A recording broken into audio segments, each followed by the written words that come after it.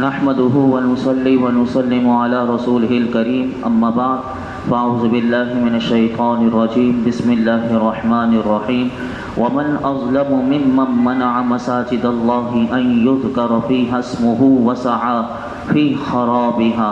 أولئك ما كان لهم أن يدخلوها إلا خائفين لهم في الدنيا خزي ولهم في الآخرة عذاب عظيم۔ اور اس سے بڑھ کر ظالم کون ہوگا جو اللہ کی مسجدوں کو اس بات سے روکے کہ ان میں اللہ کا نام لیا جائے اور ان کو ویران کرنے کی کوشش کرے۔ انہیں مسجدوں میں داخل ہونا تھا، مناسب نہ تھا مگر ڈرتے ہوئے۔ ان کے لیے دنیا میں رسوائی ہے اور ان کے لیے آخرت میں بڑا عذاب ہے۔ اس آیت مبارکہ کی تفسیر اور اس کا شان نزول یہ ہے کہ یہ آیت بیت المقدس کی بے حرمتی کے متعلق اللہ تعالیٰ نے نازل کی، جس کا مختصر میں آپ کے سامنے واقعہ رکھوں گا۔ اس کا مختصر واقعہ یہ ہے کہ روم کے عیسائیوں نے یہودیوں پر حملہ کر کے ان کے جنگجوؤں کو قتل کر دیا، ان کے بیوی بچوں کو قید کر لیا، توریت کو انہوں نے جلا دیا، اللہ کی مقدس کتاب توریت کو انہوں نے جلا دیا، بیت المقدس کو انہوں نے ویران کر دیا، یہاں تک کہ اس میں نجاستیں ڈالیں اور خنزیر ذبح کیے۔ یوں بیت المقدس خلافت فاروقی تک اسی طرح ویرانی میں رہا۔ آپ رضی اللہ تعالی عنہ کے مبارک دور میں دوبارہ اسے بنایا گیا اور اسے آباد کیا گیا۔ ایک اس کی تفسیر یہ ہے۔ دوسری مفسرین فرماتے ہیں اس آیت مبارکہ کی تفسیر یہ ہے کہ یہ آیت مشرکین مکہ کے بارے میں نازل ہوئی کہ جنہوں نے ابتداء اسلام میں میرے آقا علیہ الصلوۃ والسلام اور آپ کے اصحاب کو کعبے میں نماز پڑھنے سے روکا تھا اور صلح حدیبیہ کے وقت اس میں نماز اور حج سے منع کر دیا تھا کہ آپ حج بھی نہیں کر سکتے، عمرہ بھی نہیں کر سکتے اور نماز بھی نہیں پڑھ سکتے۔ این یذکر، کہ اس آیت میں فرمایا کہ ذکر کیا جائے۔ یہ ذکر سے کیا مراد ہے؟ تو مفسرین فرماتے ہیں ذکر میں نماز ہے، خطبہ ہے، تسبیح ہے، وعظ ہے، نعت شریف ہے، صالحین کے حالات کا، واقعات کا بیان سب اس میں آتا ہے۔ اور اس سے ان لوگوں کو ڈرنا چاہیے کہ جو ذکر اللہ کرنے کو منع کرتے ہیں۔ ذکر اللہ کرنا کو منع کرنا چاہے مسجد میں ہو یا کہیں پر بھی ہو، اگر کوئی ذکر اللہ سے منع کرتا ہے تو یہ ہر جگہ برا ہے، اس آیت سے پتہ چلا۔ لیکن مسجدوں میں اگر کوئی یہ کہے کہ ذکر اللہ نہ ہو، مسجد میں صرف جس طرح بعض لوگ لکھوا دیتے ہیں کہ صرف اللہ کا نام پکارا جائے گا اور کسی کا نہیں، تو یہ تو خود وہ سمجھے ہی نہیں قرآن کو کہ اللہ کا، تو پھر اللہ کا پیغام کس کے ذریعے پہنچاؤ گے؟ وہ حدیثیں سناؤ گے تو جب تم اللہ کے محبوب کا نام نہیں لوگے کیسے تم دین کی تعلیم کرو گے؟ اور کس طرح تم لوگوں کے پھر تم وہی اپنے واقعات بھی سناؤ گے، تم اپنے مدارس کا بھی بتاؤ گے، تو کیا یہ غیر اللہ کا ذکر نہیں ہوا؟ تو یہ غیر اللہ اور یہ اہل اللہ کا ذکر ہی آج تک لوگوں کو سمجھ میں نہیں آیا۔ تو اسی لیے بتایا گیا کہ مسجد میں ذکر اللہ سے جو روکے تو یہ بہت برا کام ہے۔ مسجدیں تو بنائی اسی کام کے لیے گئی ہیں کہ جہاں لوگ اللہ کے ذکر کی طرف آئیں، جہاں لوگ اپنے دلوں کو آباد کریں، جہاں مسجدوں کو آباد کریں گے تو وہی لوگ اپنے گھروں کو بھی اللہ کے ذکر سے آباد کریں گے۔ تو یہاں سے یہ بھی پتہ چلا۔ اور مسجد کو کسی بھی طرح سے ویران کرنے والا، یعنی آپ اس میں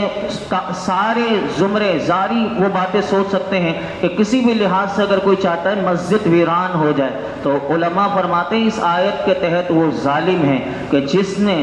جو یہ چاہتا ہے کہ مسجد میں ویرانی رہے تو اس کو ظالم کہا گیا۔ اور بلا وجہ بھی کہا گیا کہ مسجدوں کو لوگوں سے آنے میں، یعنی مسجد میں آنے سے یا مسجد کی تعمیر روکنے سے، مسجد یا اس کے کسی حصے پر قبضہ کرنے والا یا مسجد کو اپنے ذاتی استعمال میں لینے والا، مسجد کے کسی حصے کو مسجد سے خارج کرنے والا، فرمایا کہ یہ سارے کے سارے ظالم لوگ ہیں اور یہ اس آیت میں داخل ہیں۔ لیکن یہاں پر علماء نے فرمایا یہ مسئلہ بھی یاد رکھنا چاہیے کہ اگر جس پر غسل فرض ہو، جو جنبی ہو منہ کی بدبودار ہو، لہسن پیاز کھائی ہوئی ہے اور جس کے منہ سے بدبو آ رہی ہو، تو ایسے شخص کو مسجد میں آنے سے روکا جا سکتا ہے کہ آپ مسجد میں نہیں آ سکتے، آپ پہلے یہ اپنی صفائی ستھرائی کر کے پھر مسجد میں آئیے گا۔ تو یہ ایسے شخص کو روکنا دراصل یہ ظالم نہیں، بلکہ یہ مسجد سے تکلیف دہ چیز کو دور کرنے کے اس کے حکم میں آئے گا۔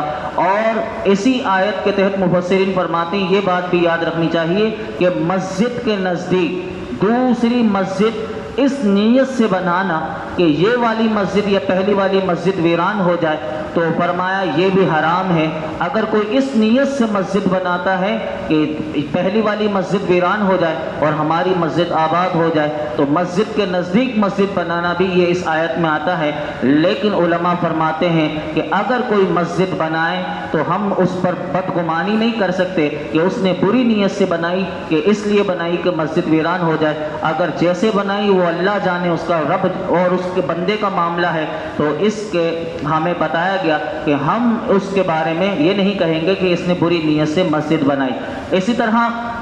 اس آیت میں ایک زبردست بات بتائی گئی کہ مسجد میں آنے کا ادب سکھایا گیا۔ جب لوگ مسجد میں آئیں تو کیسے آئیں؟ فرمایا کہ مگر ڈرتے ہوئے۔ یہ ہمیں مسلمانوں کو تعلیم دی گئی کہ مسجد میں آؤ تو ادب و تعظیم کے ساتھ آؤ، اور تمہارے اندر خوف خدا کے ساتھ مسجد میں داخل ہو، اپنے آپ کو چیک کر لو، کہیں نڈر اور بے باک ہو کر آداب مسجد کو پامال کرنے والے تو ہم نہیں۔ تو فرمایا یہ مسلمان کا کام نہیں۔ تو مسجد میں آتے وقت بھی انسان کو ڈرنا چاہیے کہ میں اپنے رب کی بارگاہ میں آ گیا۔ آج وہ مسجد میں آ کے رب سے ڈرے گا تو کل محشر کے میدان میں بھی پھر وہ رب کی بارگاہ میں کھڑا ہو سکے گا۔ جو آج یہاں مسجد کا ادب نہیں کرتا، کل وہ کیسے رب کی بارگاہ میں کھڑا ہوگا؟ تو اسے سوچنا چاہیے۔ اس آیت کا یہ مکمل ہوتا ہے تو اس میں ایک اور بات بتائی گئی، پھر دنیا خزیون، کہ جو لوگ مسجدوں کو ویران کرتے ہیں یا برباد کرنے کی کوشش کرتے ہیں، جس طرح بیت المقدس کو کئی عرصے تک رومی عیسائیوں نے ویران کر دیا، ان کو دنیا میں یہ رسوائی پہنچی، پھر دنیا خزیون، ان کو دنیا میں اللہ نے ذلت و رسوائی کیا دی کہ ان کو یہ کہ وہ سارے قتل ہوئے،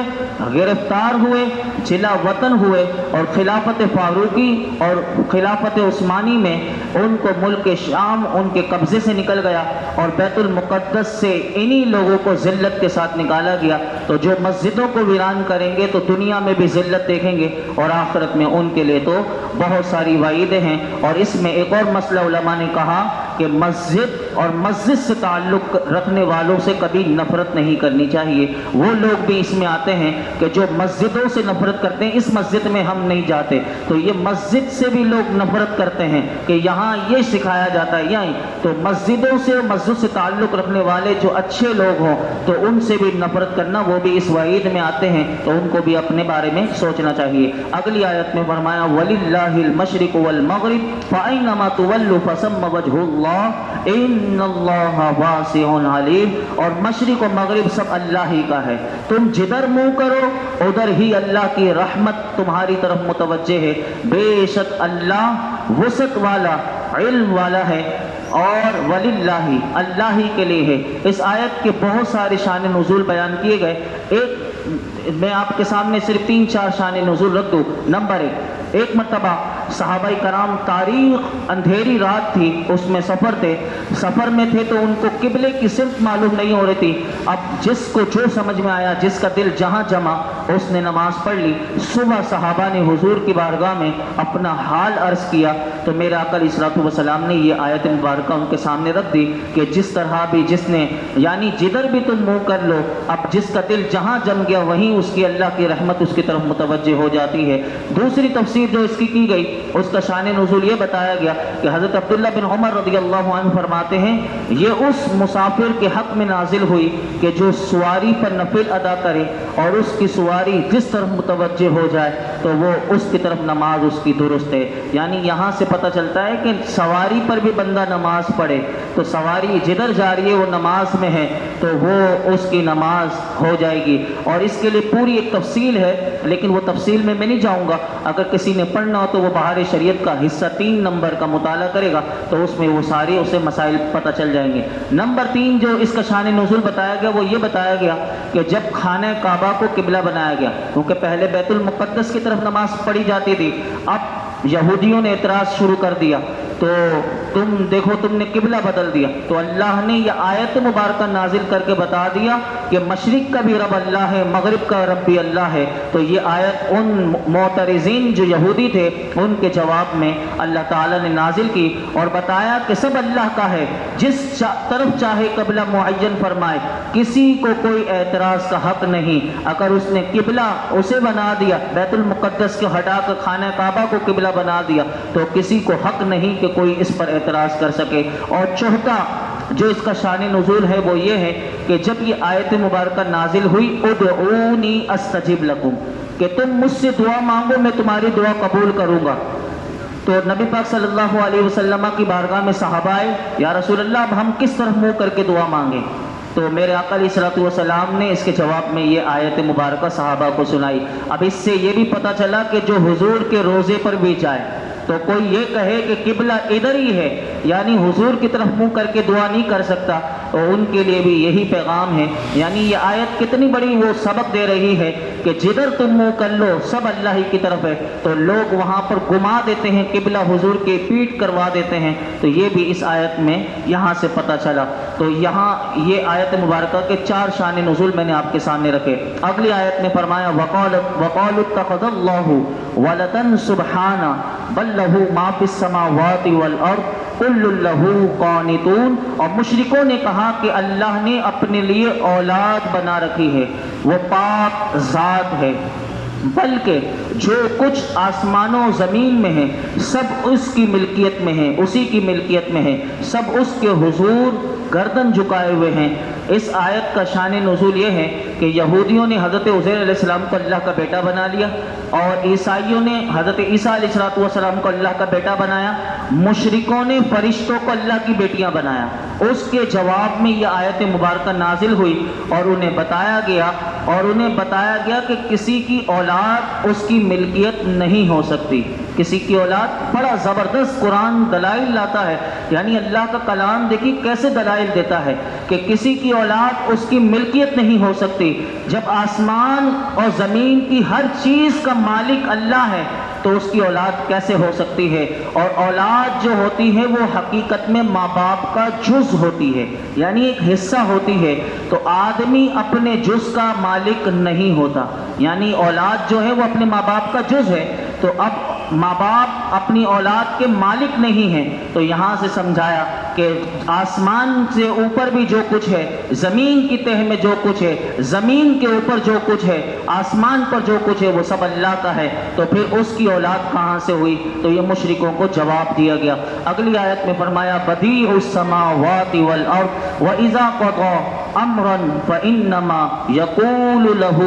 كن فيكون، وہ بغیر کسی سابقہ مثال کے آسمانوں اور زمین کو نیا پیدا کرنے والا ہے، اور جب وہ کسی کام کو وجود میں لانے کا فیصلہ فرماتا ہے تو اس سے صرف یہ فرماتا ہے ہو جا، تو وہ فوراً ہو جاتا ہے۔ یہاں بدیعن فرمایا، بدیعن کہتے ہیں بغیر مثال کے بنانے والا، اور یہ میرے رب کی شان ہے کہ میرے رب نے فرمایا کہ یعنی آسمان کا پہلے کوئی ماڈل نہیں تھا کہ اللہ نے اس ماڈل کا آسمان بنایا، بلکہ نہ زمین کا کوئی ماڈل تھا، بلکہ وہ بغیر مثال کے کچھ بھی نہیں تھا، یعنی تمام مخلوق کے اعتبار سے ہی اللہ رب العالمین بدیع ہے، یعنی ہر چیز کو جس نے وجود بخشا ہے اور وہ کسی شے کی اس کی مثال موجود نہیں تھی، بلکہ وہ کسی چیز کو پیدا کرنے کا ارادہ فرماتا ہے، تو صرف یہ نہیں بلکہ وہ کسی انسان کی طرح اللہ تعالیٰ محنت اور مشقت کی اس کو ضرورت ہو کہ اب آسمان بنانا ہے تو اسے محنت کرنے کی ضرورت ہو، یا یاد رکھیے گا کہ یہ فرشتوں سے بھی اگر جو کام لیے جاتے ہیں تو یہ بھی اس کی حکمت ہے، حاجت نہیں۔ فرشتوں سے بھی کام لینا اس کی حکمت ہے، حاجت نہیں، پوری دنیا کا ایک نظام اس نے بنایا ہوا ہے۔ تو یہاں سے بدیع سے بتایا کہ اللہ رب العالمین کی شان تو یہ ہے کہ جب وہ کسی چیز کا ارادہ فرماتا ہے تو وہ صرف کن فرماتا ہے ہو جا تو وہ ہو جاتا ہے۔ علماء نے تو یہاں تک کہا کہ لفظ کن بھی کہنے کی اسے ضرورت نہیں، میرے رب کا ارادہ ہو جائے تو وہ چیز پیدا ہو جاتی ہے۔ تو یہ آیت مبارکہ ہمیں اس میں بتایا گیا میرا رب تو اس شان والا ہے کہ وہ بغیر کسی نمونے کے، بغیر کسی مثال کے، بغیر کسی کے آئیڈیاز کے، لیکن میرا رب اگر جو چاہے وہ پیدا کر دے، اور جو اس نے پیدا کیا ہے بڑا اعلیٰ پیدا کیا ہے۔ جس انسان کو بنایا پوری کائنات میں انسان غور کرتا چلا جائے تو وہ کہے گا فَتَبَارَكَ اللَّهُ أَحْسَنُ الْخَالِقِينَ کہ میرے رب نے جو بنایا بڑا ہی خوبصورت بنایا، ہم صرف غور کرتے چلے جائیں۔ اللہ تعالی ہم سب کو عمل کی توفیق عطا فرمائے۔ الحمدللہ رب العالمین والصلاة والسلام علی سیدنا